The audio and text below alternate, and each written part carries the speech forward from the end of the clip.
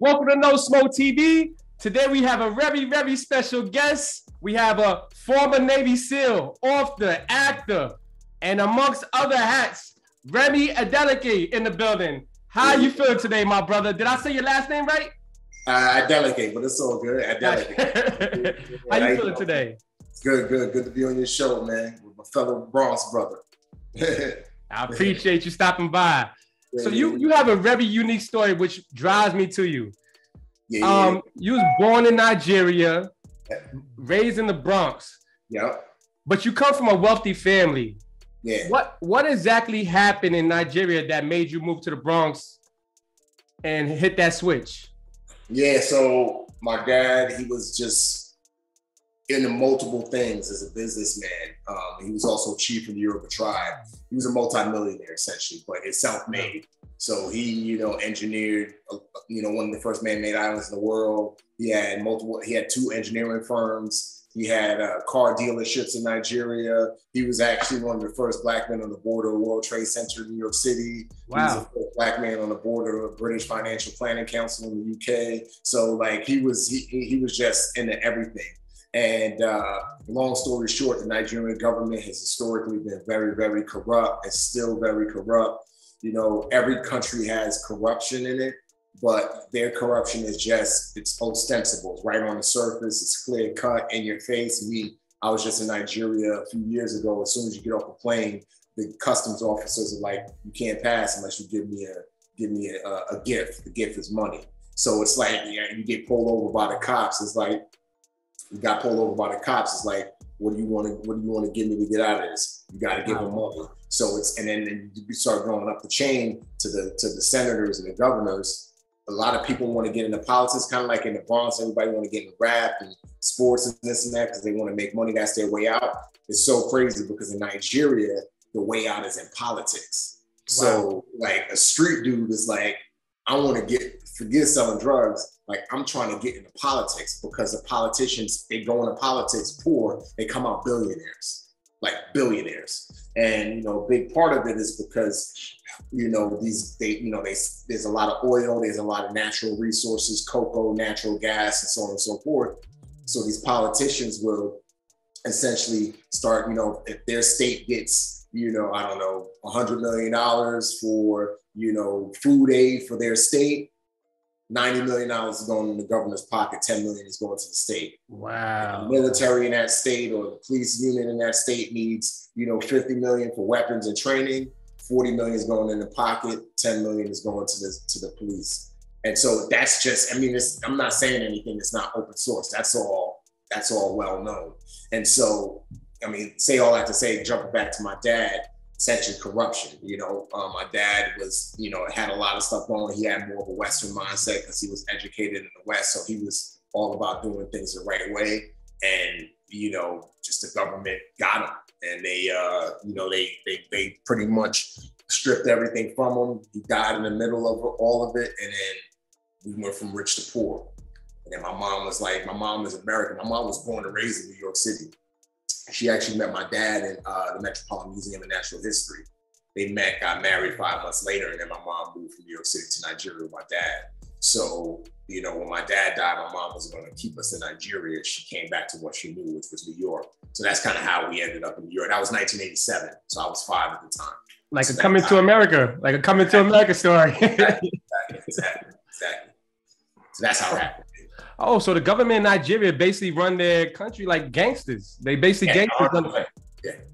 Wow, that's crazy. And then getting into your father, he started the Banana Island out there, right? Yeah. So that's the first thing. Yeah, he was the engineer and the brainchild behind Banana Island. Originally it was called Lagoon Development Project. So if you look up online Lagoon Development Project, that's what it was called. Because there's a lot more to the story. But he purchased a lagoon and he dredged the foreshore and turned it into an island, the lagoon into an island. And so that was one of the first men. This is before the Saudi, the Emirates did the Palm Islands, and around the time the Heathrow Airport was built on. So he started that. And so Banana Island is what it's called now. And it was never supposed to be a residential island. So that's what it is now. It's like with like billionaires live on the island. One of the richest Africans in the world has a property on the island. So it's like a Beverly Hills, but it was never intended to be that. Like when my dad, like we have all the schematics and blueprints and all that.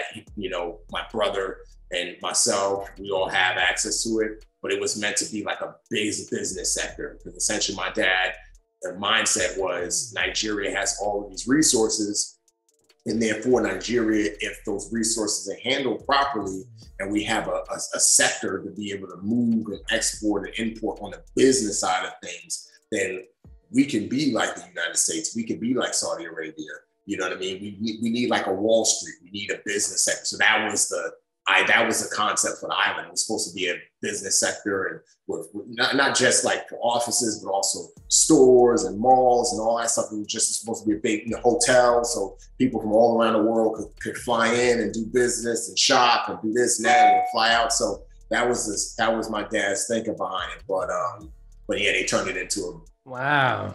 That's what it is now. Yeah. Your father, my dad's security guard, who also betrayed my dad, he's currently the manager of the island.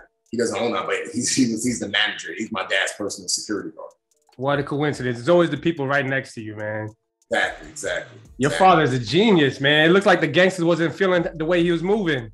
But growing up in the Bronx, a young man such as yourself, how did you get into the Navy SEALs? Because I see you had like 2 warrants for your arrest in like New York and New Jersey. How did a young man with 2 warrants get into the Navy SEALs? So I've always been inspired by the arts, film, TV, and always been influenced by it, you know, whether it was hip hop music or, you know, just art in general, plays, you know, poems, all that stuff. So long story short, when I was like 15, my mom took me to see Bad Boys.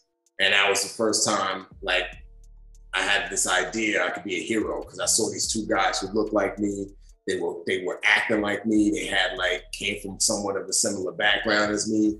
And I was like, wow, like I don't have to be a drug dealer, rapper, or, you know, athlete. Like I could be a hero and still be black and cool like that. So that was the first thing that got my wheels turning. And then a year later, The Rock came out. And that was the first time I was exposed to Navy SEALs. And then like around that time too, like a few years later, I can't remember, a year later or whatever, a documentary came out about it. So I was exposed to Navy SEALs through art. And, you know, because, you know, growing up in the Bronx and the hood, nobody's talking about Navy SEALs or Delta Force or CIA, or, you know, Ground Brand, all of these different things that once you start getting, you know, that kids in the suburbs hear about, learn about, educate about. They don't teach about that stuff in high school. But you go to high schools out here in San Diego where I live, the suburbs, they up to speed on everything, all the top jobs. Ain't that crazy? Yeah. And so, so that was where the seed was planted. And then fast forward, there's more to the story, but when I went to the recruiter's office, went to the Marine Corps recruiter's office first, then went to Navy recruiters. There's a girl named recruiter there by the name of Tiana Reyes, Puerto Rican. She was from the Bronx, grew up in Co-op City, and she joined the Navy and then came back to the Bronx to be a recruiter. And she was awesome. And when she ran my background, she found out I had 2 warrants. I got up, got ready to leave, and she was like, "Where you going?" I said, "I'm going home because I'm not trying to go to jail today." And she was like, "Don't go out there. If you leave, you know, there's nothing out there for you. Let me help you." In short, and she asked me if I had a collar shirt. This is that recruiter's office on Fordham Road, right across. She was right across Dr. J's. I know you're talking about too, right there. Right past the Grand Concourse. What Caldors used to be at. What Caldors used to be at. Caldors? Remember the big building Caldors? Woolworth used to be over there too. Oh, yeah. Back in the day. Yeah. So it was literally right across the street. So you pass like whatever. If you're going, I think that's east. If you're going east, you pass the Grand Concourse. Then you Dr. J's on your left, and across the street, the recruiting station. You go up the steps in the building. Up the steps with all the recruiters in there. And yeah, man, she was like, "Yo, come back with a collared shirt and some pants tomorrow." And I said, "Why?" And she just snapped at me. She said, "Just listen to me." So I was like, all right. Came back the next day, and she was in a dress uniform, and she took me to both judges, and you know, and advocate on my behalf. And was essentially like, yo, this guy's trying to turn his life around. 9/11 had taken place like 8 months earlier. So she was like, this guy's trying to turn his life around after an active war. Would you expunge his record? Because he's trying to join the Navy. Both judges unanimously expunged my record. And that's how I ended up in the Navy. And then she fudged the paperwork and snuck me into the Navy. And that's how I got into the Navy. Because even though my record was expunged, it was still a process because I had a record to get into the military, and she bypassed that entire process. And, you know, she died 2 years later of an autoimmune disease, but I say all that to say, like, her decision changed the trajectory of my life because I got into the Navy. That's when I started getting real serious about being a SEAL, you know, eventually got into SEAL training, eventually made it through SEAL training. And I had a great, I traveled all over the world, worked with CIA, worked with DIA, worked with NSA, worked with, you know, did stuff that no kid in the Bronx would ever think that he would be able to do. Was able to get a great education and just expand my horizons. It was like, you know, and I was like around the 50th, 60th African-American SEAL in the history of the SEAL teams. And there's not a lot of minorities in there either, right? It's less than 1%. And you, would you say that is because of the knowledge of the? Yeah, that's what every time people ask me the question, I always say, you know, there's a few factors, but I think one of them is knowledge is power. If you're not exposed to something and you don't know about it, you're not going to know that you could do it. And, you know, just like engineering, kids in the Bronx, what are they exposed to? Drugs, for the most part, you know, at least when we were coming up, drugs, sports, and rapping. So what do they do? What do they chase? They chase those three things. And, you know, you're going to chase what you're exposed to. I opened up a school in Muskegon, Michigan that opens this fall, and it's in the hood. I'm the co-founder of it. Congratulations. Thanks, man. It's a K-5 school. Our plan is to expand at some point. We want to be in the Bronx, Compton, all the hoods. But one of the things we're doing is we're bringing in every month, we're bringing in a different presenter, like a Navy SEAL 1 month, a doctor another month, an entrepreneur another month, an engineer another month. Like all of these, because these kids can get exposed to these different worlds, so they can say, oh, I could be an actor, or I could be a director, or I could be an engineer. But that's our thinking behind it, because if you can expose kids to stuff, especially at an early age, then they build the confidence to say, I could do that. But if you have no exposure to it, then you'll never be able to have that confidence to say you could do it. And that's, for me, why I believe that there's a low attrition rate, because part of it is kids in the hood are not exposed to this stuff. And then if they are, they're exposed to it from a negative standpoint. Oh, you don't go fight for a white man, or you don't do this and grind. And, you know, like, until you really understand and educate yourself, and like, it wasn't like, part of my job in the SEAL teams was I was a human guy. So I did human intelligence. So a big part of what I did was you can't just go on missions without having intel. You got to know who the person is, and that intel has to be vetted by multiple layers before you can even go on an op. And part of my job was building the intelligence packages. And there were different means by doing that. One of the means by doing that was meeting with sources, with locals, running sources, getting information. And so, like, it was in doing that I really learned how bad a lot of the dudes I was going after were. It wasn't this, you just going to go fight the white man's war, or do this or do that. It was like, I'm getting this information firsthand. And another crazy thing was I was meeting with people who were from the hood of like these countries, you know what I mean? And that's why I was able to identify with them, and they were able to open up to me so much and cry. I mean, I would be in a room with them and they're crying. They're just like, I want peace. I want freedom. I want this. I want to come to America. And, you know, this is like my kid got his head chopped off, or my kid was used as a suicide bomber. Like, you know, like it's all of these things where once you sit down and you learn, you see these people are just like you. And they want the same thing that you want, but they trapped in this hood, you know, they trapped in this battle. And so education is a big part of it. And then, yeah, it's exposure education. And then for the SEAL teams, it's the water. You know, a lot of kids in African-American communities and inner city communities are not exposed to the water. You know what I mean? They're not exposed to swimming and aquatics and all of that other stuff. You know, I mean, you know, like, I mean, Puerto Ricans and dudes in the Bronx, and black dudes are all like in the water swimming. You go to out here, you got water polo. Dude, there's a pool right down the street. Like literally, right down the street. Like I'm pointing right outside my house. There's 2 pools that me and my kids can walk to in walking distance that are clean. You look at them, you think you're at a 5-star resort. Clean, perfect. My kids are swimming, you know, because they have that. But I see you didn't know how to swim when you I didn't know how to swim. Exactly. So I had to learn, I had to teach myself. I was behind the power curve. And so again, I just say all that to say a lot of it is education and exposure. It's being educated properly and not having somebody who's never done anything and never been in the military or never worked in the agency or never worked in the DIA telling you, oh, you shouldn't do that because they're gonna make you do this, this, and this, or they doing this. Well, guess what? Stay where you are on the hood, and what else are you gonna do, bro? Like literally, like, dude, I joined the military, became a SEAL, was making 6 figures, freaking had the VA, you know, because I was in the military, got the VA loan, bought my first house at 28. You know what I mean? Sold that house. That house I bought it for $370, sold it for $515 because of the VA loan. It's a specific loan for veterans. This house I'm in is a $2 million house. Bought this house after I sold my first house because with the VA loan. I got an exemption on property taxes. Next year, they're about to pass a law, hey, where I don't have to pay property taxes for the rest of my life because I served in the military.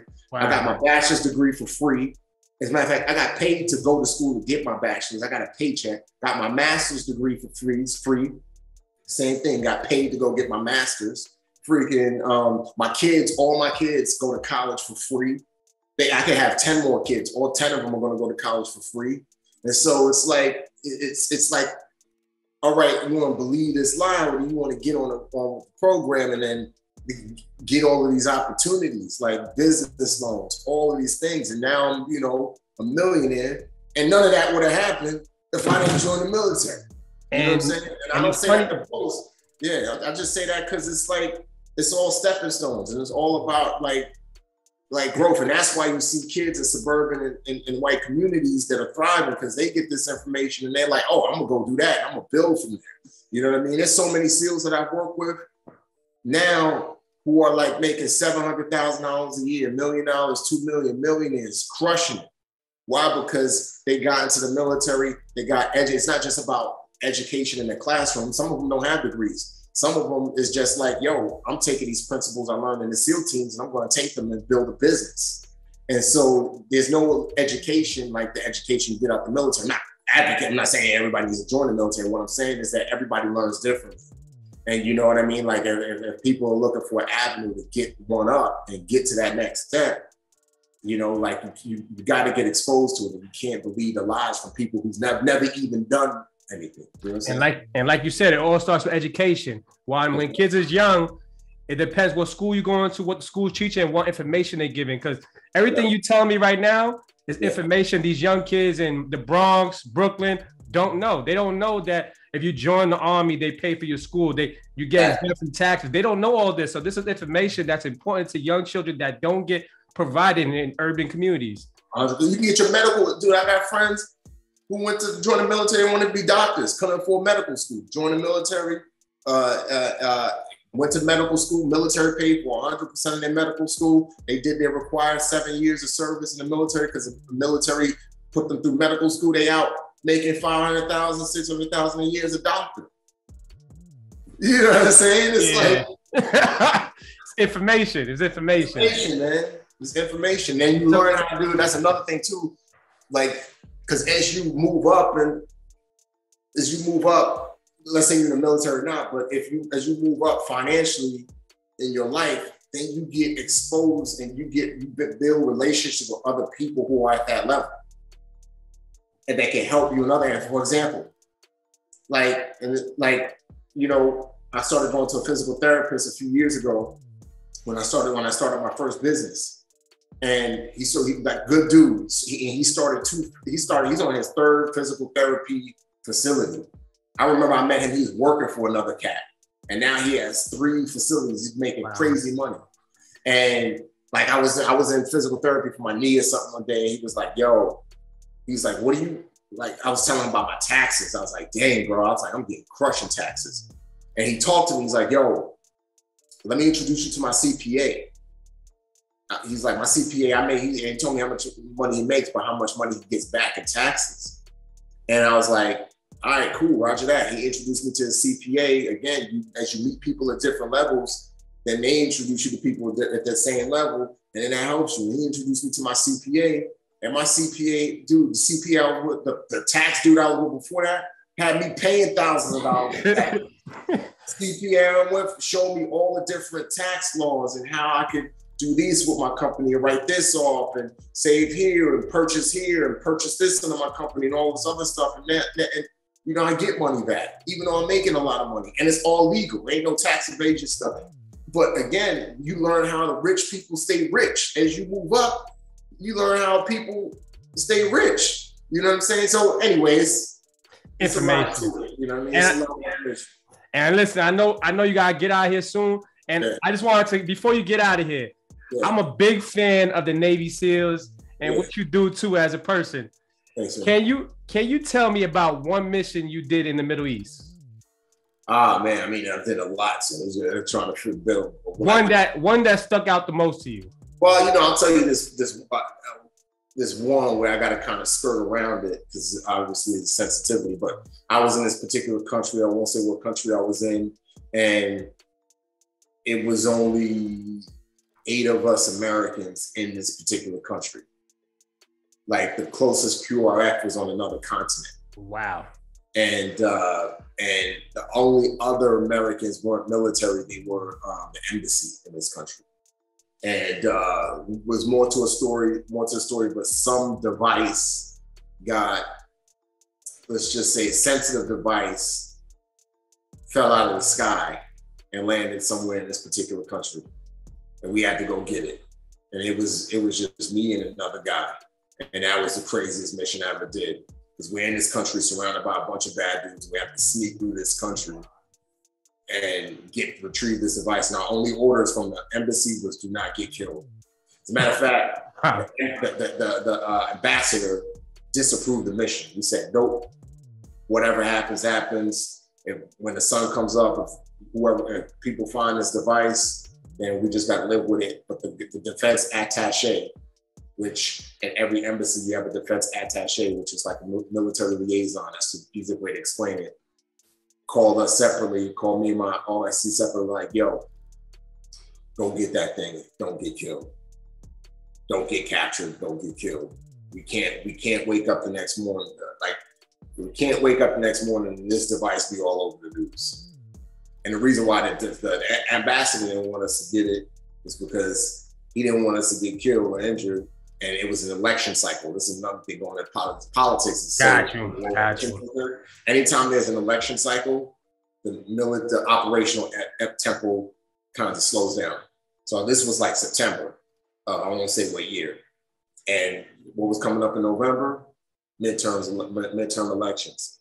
And anytime there's midterm elections or a presidential election, like this was one thing I hated about the military. Most operations shut down because the politicians in power don't want something to happen, and then they lose votes. So it's like if there's a person that could potentially freaking get killed, like if there's a rescue mission that needs to happen for an important person, and if that rescue mission doesn't happen, that person can get killed.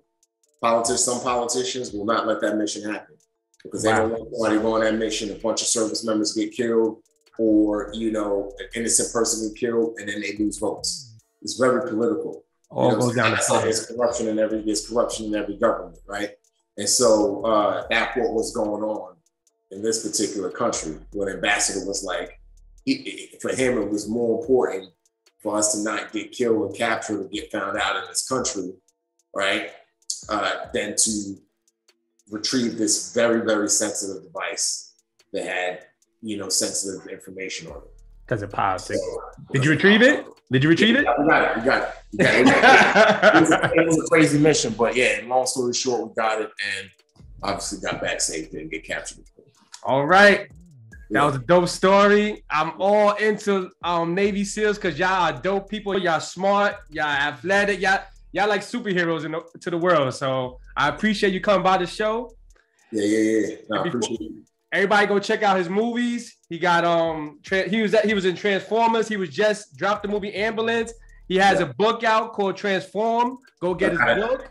Yep, I got another book coming out called The Chameleon. It's gonna come out next year. It's an action thriller. So it's a fiction thriller, action thriller, Black CIA agent from the Bronx. But it's all grounded. He worked his way out of into the CIA. So it's called The Chameleon. He's the chameleon. He's able to, do cool stuff. So I got that coming down the pipe. I'm gonna keep repping the Bronx and, keep putting out great stuff. Yeah. Yes. Thank you for stopping by the show. Till next time, Remi. All right, brother. God bless.